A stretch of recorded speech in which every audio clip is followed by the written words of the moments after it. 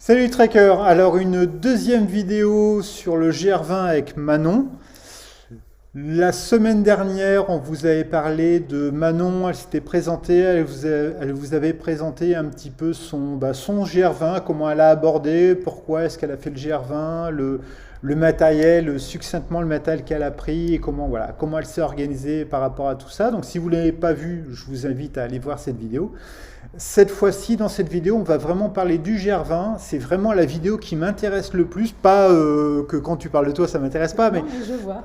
ce qui m'intéresse beaucoup, c'est d'avoir l'avis d'une personne. Alors encore une fois, c'est à prendre avec des pincettes parce que c'est l'avis de Manon par rapport à son vécu et ce qu'elle a vécu durant son GR20 à ce moment-là avec son expérience. Mais moi, ce qui m'intéresse, c'est des choses qu'on voit pas forcément dans les vidéos.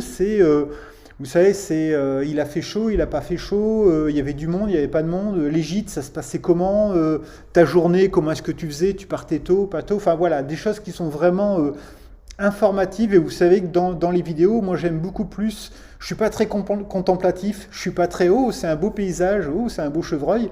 Moi quand je vois un chevreuil, je pense juste à le bouffer, donc je pense pas. Non, il faut pas que je dise ça parce que je vais encore faire engueuler. Bon, tout ça pour dire que voilà, moi je veux vraiment du vécu, je veux vraiment des infos, c'est ça qui m'intéresse beaucoup, pour ensuite moi pouvoir vivre ma rando et bien m'adapter. Et donc ça va être l'objet de cette nouvelle vidéo, cette deuxième vidéo. Manon, parle-moi du GR, en tout cas toi comment tu l'as vécu. La chaleur, j'ai plein d'échos différents, donc toi ce sera un nouvel écho par rapport à ça. Il y a des gens qui disent il fait super chaud en Corse, c'est le sud, donc forcément il fait chaud. Ils sont jamais allés au pôle sud, mais c'est le sud donc il fait chaud. On est en Corse, on est bien, et d'autres qui disent, comme notamment Alex, le guide qui fait des vidéos, qui dit attention, il fait chaud quand on est au niveau de la plage, mais quand vous montez à 2000 mètres d'altitude avec un bon petit vent, il peut vraiment faire froid. J'aimerais bien que tu nous parles de ça et voilà ton ressenti par rapport à la fois à la météo pendant la journée, mais aussi pendant la nuit, si tu trouvais que les nuits étaient fraîches ou pas. Enfin voilà. Bah, déjà, je pense que ça dépend de la saison à laquelle tu pars. Mm. Forcément, nous, on est parti en fin août, donc 28 août jusqu'au 7 septembre. Ouais. Et non, je trouve pas qu'il a fait chaud. Donc, tous les matins, on partait, on était couvertes. Doudoune. Ouais. Ouais. Après, moi, j'ai commencé à prendre le pli de ne pas me couvrir parce que ce que je me rendais compte, c'est qu'avec l'effort physique, j'avais vite chaud et j'avais envie d'enlever mes épaisseurs. Ouais. Donc, j'avais froid, on va dire, pendant les 5 premières minutes, le temps que mon corps se chauffe et après, c'était parti. Mais par contre, dès qu'on s'arrêtait en altitude, là, on se les caillait direct. Ouais. On s'arrêtait, on récupérait notre veste si on voulait contempler la vue ou bien se poser. Surtout, vous deviez être sous le vent, donc ça devrait... Ouais. Donc, est-ce que c'est la saison qui fait que... Non, j'ai pas trop kiffé qu'il a fait chaud. Et justement, c'était plutôt agréable parce que je me dis que sous le cagnard, déjà, l'eau, t'as pas de source régulièrement. C'est vraiment au niveau des refuges. Donc, si en plus il fait chaud et que tu as envie de boire constamment, c'est pas ouf. Donc, j'ai beaucoup aimé la température. J'ai trouvé ça plutôt agréable. Et en effet, des fois, les nuits, j'avais froid. Surtout que nous, on était sur une période où il pleuvait beaucoup. Donc, on s'est tapé des nuits où il y avait de la pluie. Et là, tu sens vraiment la fraîcheur dans la tente et il faut dormir couvert. Ok. Voilà. Par contre, au niveau de la chaleur, moi, je crains surtout la chaleur. Alors, pas par rapport à la déshydratation, même si je bois 5 ou 6 litres par jour quand je suis en randonnée. Fais gaffe au GR20 parce que tu n'as pas des sources constamment. Donc, je vais boire beaucoup, ou en tout cas, je vais devoir beaucoup me charger. Mais surtout, j'ai peur de la chaleur par rapport à l'échauffement des pieds, parce que je suis très sensible aux ampoules. Et je sais que vous avez eu des soucis d'ampoules. Est-ce que vous pensez que vos soucis d'ampoules sont venus de la chaleur, peut-être vos chaussettes étaient trop chaudes, ou alors par rapport au fait de marcher beaucoup? À ton avis, c'était quoi? Comment vous avez géré ça? Alors, pour les ampoules, je ne sais vraiment pas en quoi c'est dû. En tout cas, je pense vraiment que l'habitude, elle est hyper importante. C'est qu'on avait des pieds qui n'étaient pas du tout habitués à cet effort-là.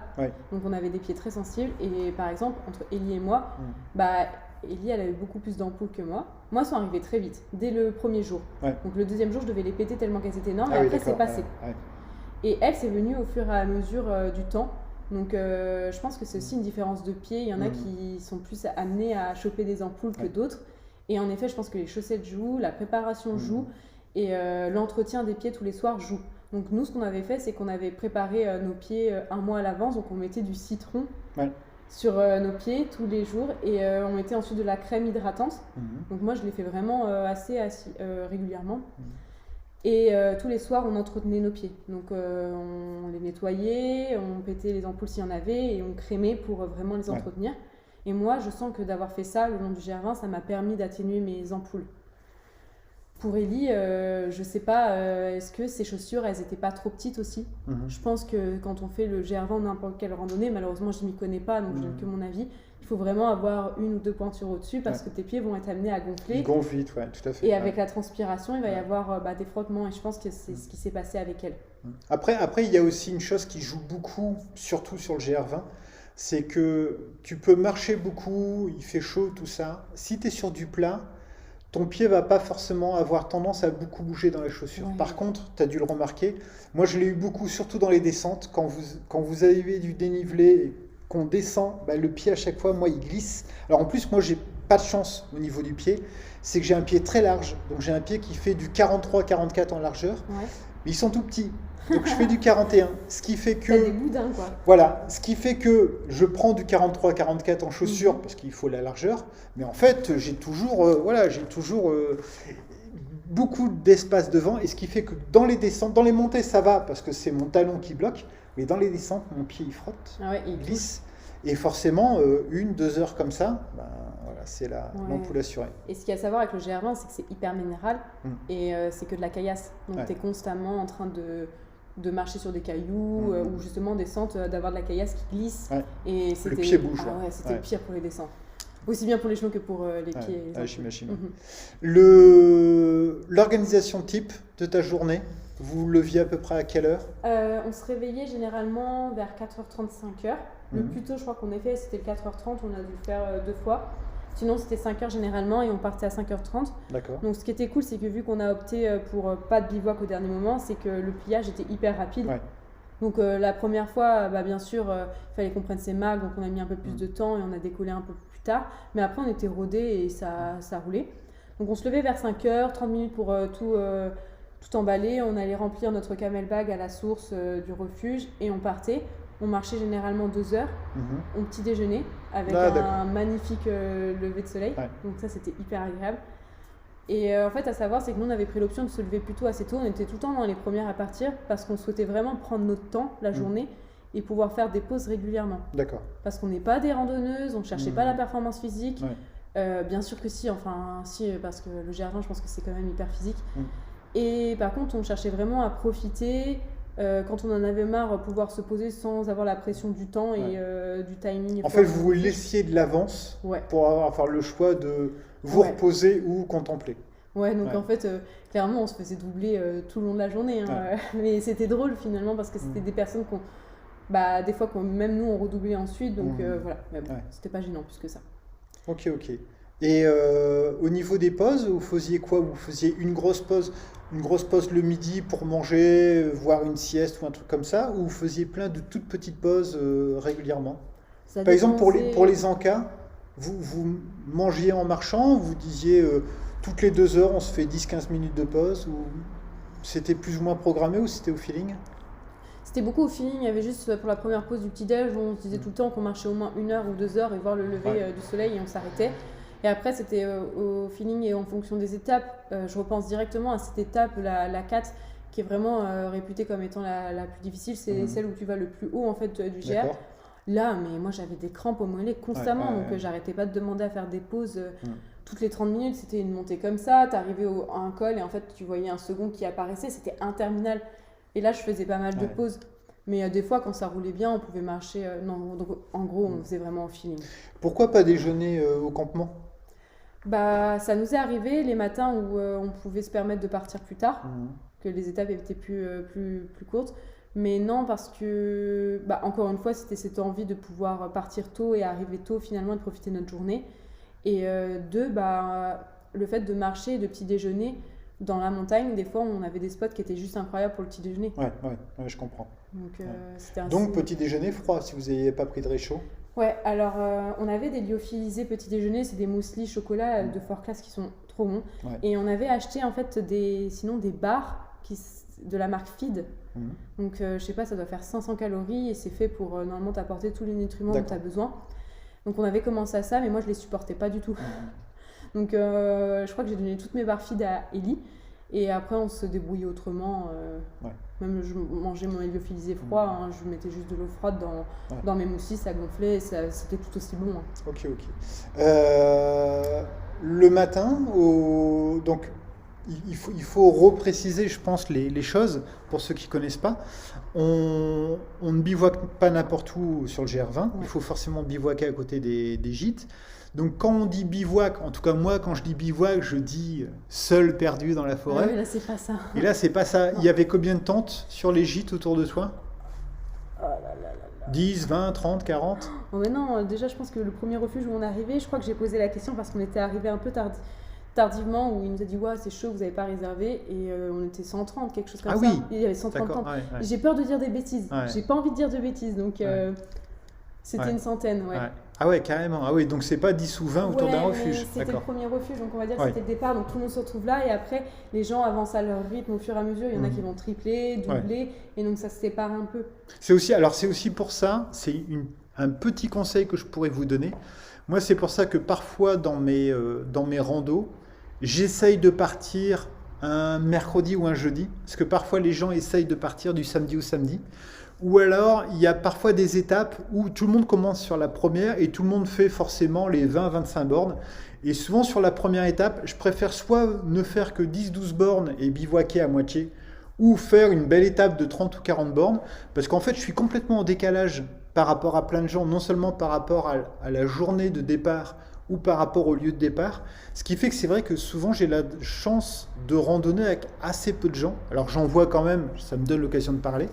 Mais tu vois, c'est ce que tu dis, c'est-à-dire que si tout le monde part au même moment du même lieu, 130. Mais par exemple, au bout du 6e ou 8e jour, tu avais toujours l'impression qu'il y avait autant de tentes? Ouais, parce qu'en plus de ça, le GR20, il se fait aussi bien du sud au nord que du nord au sud. Donc tu croises des gens dans tous les sens. Et en plus, j'ai pas l'impression que ça soit... C'est encore une impression, je pense que bien sûr l'affluence est plus importante un samedi ou un dimanche, mais j'ai l'impression que les gens partent un peu n'importe quand. Tout à fait. Donc... Alors moi, tu m'apprends quelque chose, parce que moi, dans mon idée, les refuges, j'ai déjà vu des refuges sur le Tour du Mont Blanc, par exemple. Des refuges, il y a 20 personnes, quoi, ou 30 personnes. Donc c'est des refuges qui sont immenses. Bah pourtant, non, ils ne sont pas immenses, mais c'est ce qui se passe autour qui est immense. Donc en refuge, tu ne vas pas avoir beaucoup de place. Je dirais que les dortoirs, ils doivent faire une vingtaine de places. Donc je pense qu'en refuge, tu peux avoir entre 40 et 50 personnes. Mais autour, tu as plein de tentes et en plus les gens qui viennent avec leur bivouac. D'accord. Et donc le matin, vous aviez la chance de vous lever tôt, mais j'imagine que si je me lève à 6h du mat', je suis de toute façon réveillé pas par le chant des oiseaux, mais par tous les gens qui se réveillent autour de moi. Je sais pas après parce que je suis jamais partie aussi tard, sauf les quelques fois, et je crois qu'encore on était en refuge, ou je sais pas, ça m'a pas marqué. Mais oui, je pense que tout le monde part dans les alentours de 6-7 heures du matin. D'accord. Et si tu n'as pas entendu le bruit le matin, le soir, si tu te couches à 9h, tu entends des gens jusqu'à 10h ou 11h ou en fait, gens... je mets des boules caisses. Donc oui, d'accord. Bon, ça, c'est pas mal. Mais oui, j'imagine. Mais ça serait mon conseil, c'est prenez des boules caisses. Pour pas être embêté par les... Moi, j'entendais rien. Parce que la seule fois où j'ai dormi en bivouac, c'était à Nasbinal sur le GR65, et c'est ce qui m'a saoulé le plus. C'est le bruit, les gens qui rentrent, qui sortent. Là, c'est certain que lors du GR20, Par contre, tu as préféré dormir en tente que dormir dans le gîte de... Ouais, j'ai vraiment pas aimé dormir en gîte. Après, je pense que c'est hyper subjectif et ça dépend de chaque personne. J'ai adoré dormir en tente parce qu'on était que du coup à deux avec ma coéquipière. Et tu as vraiment ton intimité, tu vas aux toilettes comme tu veux sans te soucier justement de déranger. Alors que là, quand tu es en refuge, en plus il y avait quand même du mauvais temps, donc il faut déjà que tu arrives à étendre tes affaires, donc que tu trouves la place parmi plein de gens. Les lits étaient pleins, donc pareil, c'est assez, t'es assez à l'étroit, t'es serré, tu dors à côté d'une personne que tu connais pas forcément. C'est hyper bruyant, donc nous on se couchait assez tôt, vers 20h, donc il y a des gens qui venaient se coucher jusqu'à 22h, donc... t'es un peu embêté et le matin c'était réveillé tôt, donc t'as peur de gêner, t'es avec ta lampe torche en train d'essayer de refaire ton sac, même si t'as essayé de bien le faire avant de te coucher, mais c'est un peu la galère. Après je pense que c'est le contexte, on le sait bien, donc les gens ils sont pas on va dire à cheval là-dessus, mais c'est toujours un peu délicat. Ok. Donc, vous partez, vous marchez. C'est amusant parce que j'ai l'impression que c'est... Alors, c'est peut-être une erreur que j'ai, Mais j'ai l'impression que c'est plutôt les randonneurs un peu aguerris qui en général ne déjeunent pas au campement, mais qui marchent, qui se donnent la peine de marcher pendant 1 ou 2 heures et qui déjeunent après. Et c'est marrant que vous ayez fait ça d'ailleurs. Bah, déjà, en fait, je ne me voyais pas petit déjeuner à 4h du matin. Ouais. Je m'étais dit, je vais avoir faim dans 1 heure, 2 heures, donc ça sert à rien. Je comprends. Alors Et pas trop dur de marcher sans savoir déjeuner, non? Non, du tout. Vraiment pas. Bon.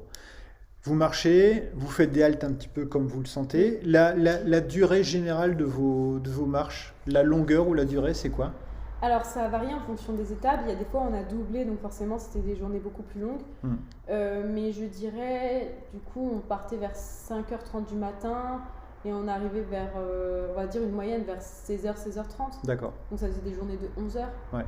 Bien sûr, il y avait donc, les pauses, on prenait pas mal de pauses. Donc, c'est 10-11 heures, mais c'est pas 10-11 heures de marche. Je dirais qu'on devait bien marcher 6-7 heures. D'accord. Genre, en fait, c'était tellement varié en fonction de l'étape, si on allait vouloir se poser au bord d'un lac ou pas, parce qu'il va y avoir des moments où ça va être vachement plus roulant, donc tu vas enquiller les kilomètres. Tout à fait. C'est vraiment varié. Et en plus, si j'ai bien compris, le nord et le sud sont très différents. Le nord est un peu plus minéral, le sud, il y a un peu plus de forêt, plus roulant. Bah, c'est ce que j'ai trouvé. Après, on voit quand même qu'il y a des petits rappels du sud. Enfin, dans le sud, tu as des petits rappels du nord. D'accord. Mais c'est vrai que tu es plus dans les forêts. Moi, je l'ai trouvé moins compliqué, en effet. Mais il ne faut pas se reposer sur ces acquis parce qu'en fait, je pense que tu te mets dans ta tête que le sud est vachement plus facile. Donc, tu t'attends à quelque chose de facile. En fait, c'est toujours un peu difficile. Donc, tu te prends une grosse claque dans la figure. Donc, je pense qu'il faut rester dans la tête que c'est tout le temps le GR20, c'est pas terminé. Il faut être motivé jusqu'au bout parce que là, tu vas te relâcher. C'est là que tu te blesses à tous les coups. D'accord. Non, donc, restez focus, c'est le GR20 jusqu'au bout. C'est cool. Il est midi, vous avez mangé, donc en général vous mangez froid le midi. Oui. Alors vous mangez vraiment le midi? Parce que par exemple moi ce que je fais c'est que je me fais un petit déjeuner, parfois je me fais une deuxième collation vers 10h. Et ensuite toute la journée je mange pas vraiment. Alors soit j'ai des petites graines, soit je mange sur le chemin, je trouvais des fruits, des choses comme ça. Bon, je pense qu'encore c'est plus compliqué, enfin par rapport à la topographie. Parfois, je me faisais une petite halte avec un petit peu de fromage, saucisson, baguette, mais pas un vrai repas, et plutôt un vrai repas le soir. Je suppose que vous arrêtez quand même le midi, mais vous faites un vrai repas, vous faites... Ouais, en fait, on voulait vraiment pas skipper les repas, et finalement, je pense que c'est pas du tout une erreur ce qu'on a fait, parce qu'il faut... En fait, à savoir, lors de randonnées comme ça, c'est qu'on brûle énormément de calories. Et pour compenser le nombre de calories perdues, c'est quand même vachement compliqué. Il faut enquiller pas mal de nourriture. Donc nous, on voulait vraiment garder tous nos repas. Et oui, le midi, on s'arrêtait bien. Après, généralement, ce qu'on faisait, c'est qu'on avait acheté en refuge. Il y a des épiceries dans tous les refuges au GR20. Donc on avait acheté soit des saladettes, soit des petites salades niçoises en briques, soit du pain avec du fromage. Et on mangeait vraiment. D'accord. On continue à marcher, vous arrivez vers 15h, 16h dans ces eaux-là. Il y a une heure que tu conseilles pour arriver en gîte, parce qu'encore une fois, on est coincé, on est obligé de s'arrêter dans les gîtes. Donc, moi, je dirais vers 16h. 16h? Ouais. Si c'est avant, tant mieux. Mais c'est vraiment bien pour si déjà tu veux aller prendre ta douche. Si tu fais moins de queue. Tu fais moins de queue ou tu peux avoir de la chance. Parce qu'il y a une douche pour 130 personnes. Pas tout le temps, ça arrive. Et des fois, l'eau elle est froide. Donc non, il va y avoir vite la queue sinon autrement. Pour aussi réserver son repas si vous voulez manger en refuge parce qu'il n'y a pas place illimitée. Pour réserver sa tente ou sa place en dortoir si ça n'a pas été fait. Et pour faire ses lessives, pour avoir le temps que ça sèche, si vous voulez vous étirer, ce genre de choses. Donc moi, je trouvais que c'était vraiment l'horaire parfaite. Les fois où on est arrivé un peu tardivement, justement, on s'est fait soit avoir sur des repas, soit... Les lasagnes que vous avez loupées. Les lasagnes Londa. Vous avez rêvé de lasagne pendant toute l'après-midi et en arrivant à 10 minutes près... Ouais, c'est des copines, des filles qu'on avait croisées sur le chemin qui nous ont dit là on se sépare parce qu'elles faisaient pas le même parcours que nous, elles doublaient, je sais plus ce qui se passait, mais on se retrouvera en Honda pour les lasagnes. Apparemment elles sont formidables. Ça nous est passé sous les lasagnes Honda. Pourquoi vous réserviez pas le matin, vous saviez si vous allez faire une étape ou 2 étapes, donc vous n'auriez pas pu à 7h du matin réveiller le gars en disant hey, Gérard, on arrive? Si, je pense qu'on aurait pu le faire, mais en fait on marchait avec un petit groupe de personnes qu'on avait rencontrées et une des filles parmi nous devait réserver les lasagnes pour nous. D'accord. Et il y a eu un petit problème là-bas, donc ça s'est pas fait, mais c'est vrai que sur le coup Je dirais aussi qu'il faut anticiper et peut-être quand vous êtes sûr de vos plans, pouvoir réserver. La question que je me pose, c'est que c'est très compliqué. Enfin, je pense que c'est très compliqué de réserver tout le parcours à l'avance. Moi, je l'ai vécu sur certains GR où j'ai beaucoup de gens qui avaient réservé avant même de partir toutes leurs étapes et qui étaient un peu déçus parce que l'étape, en fait, ils arrivent à midi, ils se disent j'aurais bien voulu continuer à marcher, donc j'aurais dû réserver un refuge plus loin. Ou alors, il est 17h et ils disent si à 19h on n'est pas là, ils ne nous réserveront pas notre repas et on est trop ric-rac. Parfois même ils prennent un taxi, tout ça sur certains GR pour arriver à temps. Donc je pense que c'est pas pertinent. Après, je me suis dit, ça peut être bien réserver le matin pour le soir. Encore faut-il avoir du réseau. Ça se passe comment en Corse ? Tu as du réseau facilement, un petit peu tout le temps, sans forcément être hyper couvert, ou c'est vraiment galère ? Il n'y a pas trop de réseau. Après, ce que j'ai pu remarquer, c'est que le long du parcours, il y en avait de temps en temps. Et en refuge, il n'y en avait quasiment jamais. D'accord. Donc, je pense que c'est possible. Par exemple, le matin, tu pars, tu commences à marcher un peu, tu te fais une pause, ça se peut que tu aies du réseau, ou tu checkes ton téléphone, tu vois que tu as du réseau, tu fais une pause et t'appelles. Par contre, ça veut dire que tu as enregistré tous les numéros de tous les gîtes, ou est-ce que tu te balades et tu te dis tiens, on est à tel gîte, je vais essayer de trouver le numéro de téléphone ? Tu peux faire les deux. Après, ça dépend de l'organisation et comment fonctionne chacun. Ça, bon, moi, je sais que je noterai tout. C'est pour ça que je pense à toi. Je pense que oui, tu auras tout préparé déjà. Parce que j'ai trop peur. Ça m'est arrivé sur certains GR de vouloir réserver mon billet de train. Parce que je me dis, c'est bon, allez, je vais arriver ce soir, je vais carburer et tout. Et pendant 2-3 heures, pas moyen de réserver le train parce que l'appli SNCF, non, j'étais en Edge ou en 3G et ça marchait pas du tout. Et j'ai même dû à des moments appeler des amis. Alors il y en a une qui faisait la fête, la bringue, et qui m'a dit « Oh non, écoute, je fais la fête avec des copines, je vais même pas m'occuper de ça. » J'ai un autre copain, il dit « Bah écoute, je suis à l'hôpital avec mon fils, il y a le bras cassé, donc voilà. » Et j'étais un peu coincé. Donc là, j'imagine qu'en Corse, je pense que je prendrai les devants. C'est ce qu'on avait fait. Nous, on avait notre topo guide et à l'intérieur, c'est Ellie, elle avait préparé une feuille avec tous les refuges et leur numéro de téléphone. Topo guide. J'avais pas prévu cette question, mais c'est vrai que je peste pas mal par rapport au topo guide. Il est comment le topo guide du GR20 par rapport au GR20 ? Tu l'as trouvé très intéressant, plein d'informations, un peu compliqué ? Non, alors je connaissais pas du tout le topo guide, donc c'est la première fois que je le découvrais. Après, j'avais déjà préparé mon parcours via d'autres sites, etc. Je pense que le topo guide, il est à prendre aussi à la légère ou il faut rechecker l'information parce qu'il y a des horaires qui sont notés qui sont vachement, je sais pas d'où sortent ces horaires. C'est-à-dire qu'il va y marquer que la randonnée elle va potentiellement durer 7 heures, mais nous on va le faire, on va mettre 5 heures alors qu'on n'est pas des randonneuses de l'espace, donc je sais pas comment ils mesurent ce temps-là. C'est très fluctuant, je l'ai vécu sur le TMB, j'en avais parlé dans les vidéos sur le TMB.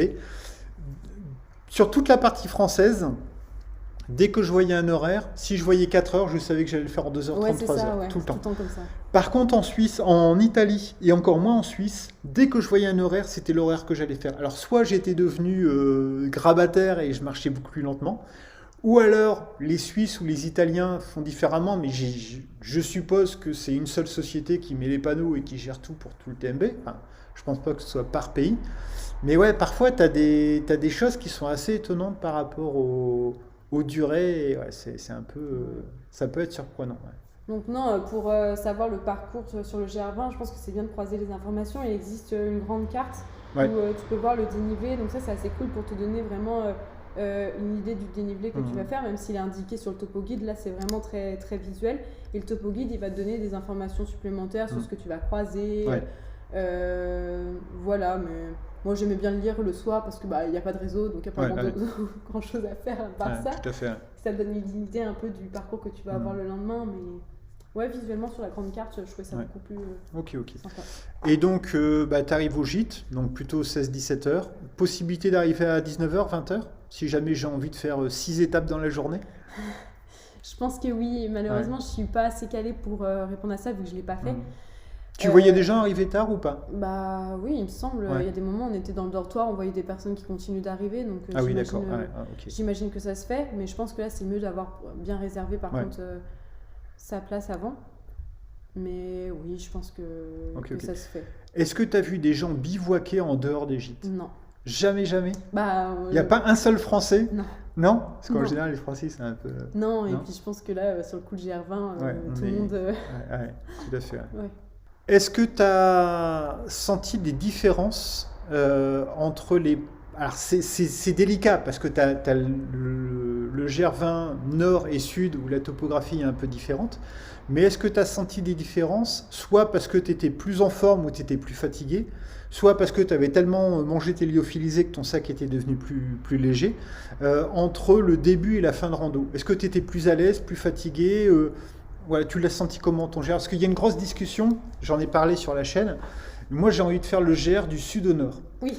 Parce que dans ma conception, j'ai envie de commencer par un truc, entre guillemets, un peu plus simple, commencer à alléger mon sac en nourriture, et ensuite me dire, je vais commencer à attaquer la partie nord qui est peut-être un peu plus technique, avec un sac plus léger qui va peut-être un peu moins me déporter.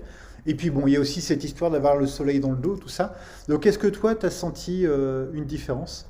Bah, clairement, dans la partie sud, j'ai senti que mon sac était vachement plus léger. Ouais. Tu étais parti avec un sac de combien au départ? 10 kg, 10 kg et demi à peu près. D'accord. Ouais. Donc après, il fallait que je rajoute mes 2 kg d'eau. Ouais. Donc j'avais plutôt... Et plus, j'avais 500 ml de secours. D'accord. Donc j'étais à 13 kg grosso modo. Et à la fin, mon sac il était hyper léger. 13 kg, c'est quand même pas mal pour ton poids de corps. Enfin, je sais pas combien tu pèses, mais par rapport... 64 kg. Par rapport parce que normalement, on dit entre 10 et 15%. Donc 10%, ça devrait être 6,5 kg, tu vois. 15%, ce serait donc à peu près 9 kg, 10 kg. Donc mais j'ai pas du tout été gênée par le poids de mon sac. Enfin, j'ai pas senti que... C'est l'haltérophilie, ça. Bah, je pense. Peut-être, vraiment. Je pense que l'air de rien, j'ai le dos musclé, donc ça a vraiment permis de bien soutenir tout ça. Mais donc, ouais, il pesait 10 kg et demi. Celui d'Ellie, il était à 7,5, 8. Après, il fallait rajouter l'eau aussi. Donc, elle, c'est un petit gabarit, elle pèse 42 kg. Donc voilà. Ouais, très petit gabarit. Ouais, par contre, c'est l'avantage de randonnée à deux, parce que je suppose que vous n'aviez pas de tente, mais vous avez pu vous partager à des moments certains matériels que vous utilisiez en double. Ouais, c'est ça. Donc bah, ça, du coup, vu qu'elle était plus légère, l'idée c'est que je prenne justement 2 kilos en plus pour la soulager. Et encore, je pense que son sac était vachement lourd par rapport à son poids de corps. Donc non, je pense qu'on a bien fait d'enlever notre tente pour cette première expérience. Et donc... voilà, le sac 10 kg et demi. Et pour le nord-sud, bah, je pense que c'est hyper, encore une fois, subjectif. Je pense que dans tous les cas, le GR20 il sera fantastique, et peut-être que moi un jour je le referai, mais dans le sens inverse. J'ai beaucoup aimé le faire du nord au sud parce que du coup le plus difficile était fait et le sac était plus léger, donc on va dire à la fin, au bout de 6 jours de randonnée, tu es un peu plus fatigué, donc on va dire c'est moins pénible. Mais je comprends aussi ton argument de vouloir commencer par le plus simple, être allégé pour la partie nord, et il y en a qui le font. Mais personnellement, j'ai aucun regret, et vu qu'une bonne partie le fait du sens nord au sud, bah, tu te suis au fur et à mesure des étapes et tu revois les mêmes têtes. Et j'ai trouvé ça super sympa de pouvoir partager ça dans le sens sud-nord aussi, mais c'est moins fréquent quand même, ils sont moins nombreux. Et le soleil de face, c'est pas gênant? Du tout. Non? Ah, absolument pas. Bon. Non, je pas. Parce que tu as un chapeau et tu regardes toujours le sol, alors non. En plus, il faisait pas tout le temps beau, donc on n'avait pas constamment le chapeau, mais non, ça m'a pas du tout gêné.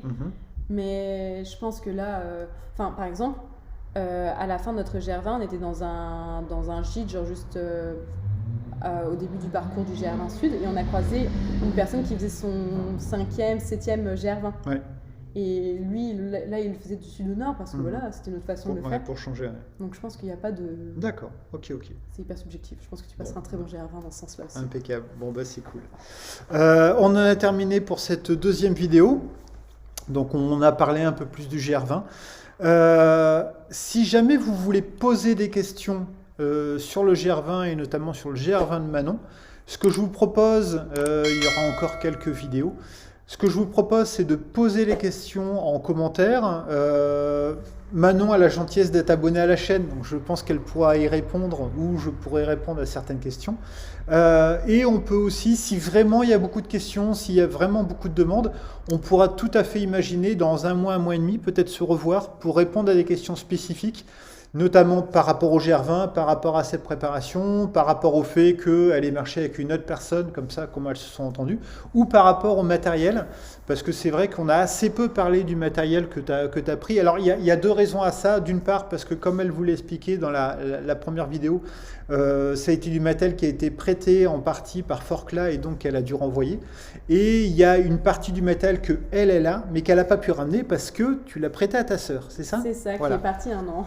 Voilà, qui est partie 1 an, elle a prêté ses affaires, donc elle n'a pas pu les ramener, donc c'est pour ça que voilà, on n'a pas pu présenter. Si jamais ça vous intéresse d'avoir une vidéo spécifique avec vraiment des questions-réponses, n'hésitez pas. En parlant de questions-réponses, je crois qu'il y a un deuxième article qui va bientôt sortir chez Forclaz.